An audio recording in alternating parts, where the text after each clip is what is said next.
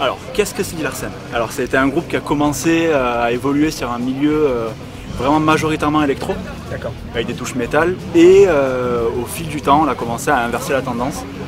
Maintenant, on devient vraiment un groupe de métal avec des touches électro qui viennent, on va dire, s'ajouter un petit peu au compo, avec voilà, une pulse assez dynamique, presque dansante, du coup, qui ramène un petit peu les vestiges du côté électro qu'il y avait d'avant. Et voilà.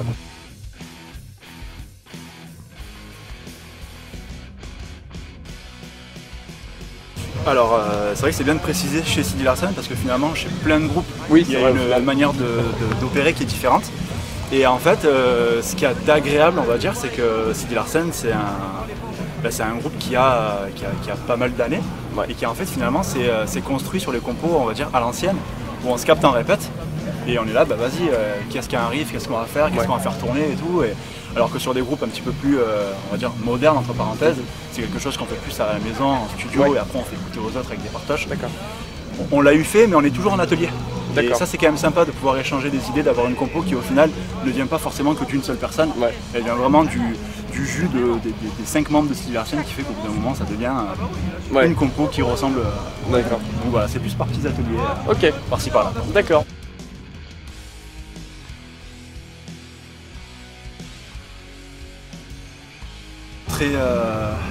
Très engagé sur les paroles.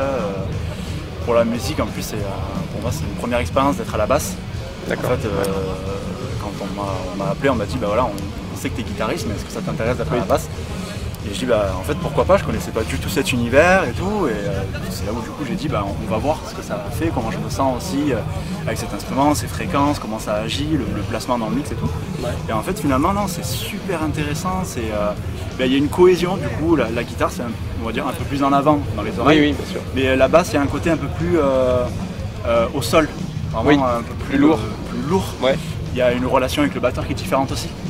Et donc en fait ça a été vraiment au-delà même du style, ça a été aussi une découverte instrumentale très positive.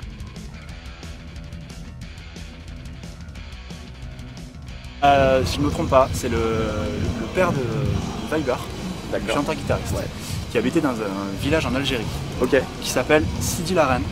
Mais en fait dans la prononciation ça se dit Sidi Larsen. Donc ça a été écrit autrement pour qu'aujourd'hui ça colle et que ça se prononce Sidi Larsen.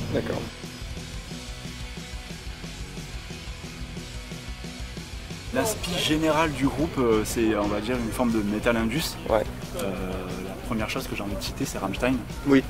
Et après, moi, mes influences sont assez diverses, elles sont un peu plus modernes. Et pour en citer quelques-uns, j'aurais envie de dire Earth of Folk Wars par exemple, ou Monument, ça touche vraiment vers le metal gent. Mais j'ai quand même grandi en écoutant Fear Factory, Slipknot, Korn, Limp Bizkit. Donc ce côté néo, on la touche un peu et c'est là où on s'est vachement entendu là-dessus avec les membres de Sidi Larsen. C'est que du coup, comme l'approche, elle est beaucoup plus dans l'efficacité.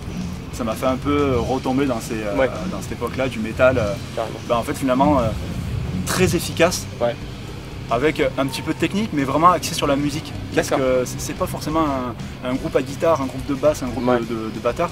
C'est un groupe où en fait, quand tous les instruments sont assemblés ensemble, on a vraiment un tout. Ça fait un mur de son. Bien sûr. On peut avoir des groupes où c'est uniquement axé sur de la rythmique ou autre. Là, c'est vraiment un tout qui fait la musique.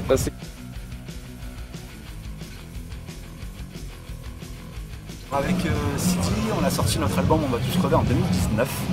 Et en gros, on va dire que il est sorti en avril 2019. On a vraiment commencé le gros de la tournée en septembre-octobre.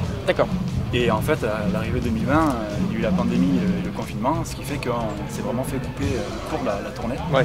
Et en fait, là, on est vraiment très content de reprendre la tournée d'On va tous crever et de continuer à défendre cet album.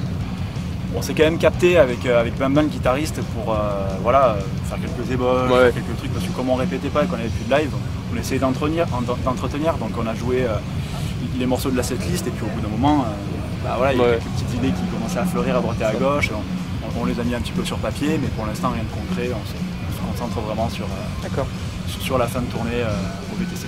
Et puis il y a en 2022, ce sera les 25 ans du groupe. D'accord, 25 ans. Voilà, et du coup on prépare des petites choses. Des petites surprises qui vont arriver. Voilà, des petites surprises à droite et à gauche qui devraient surgir.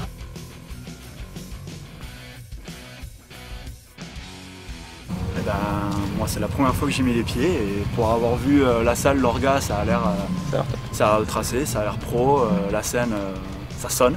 Ouais. Donc j'ai qu'une envie, c'est d'y être et transpirer sur scène quoi.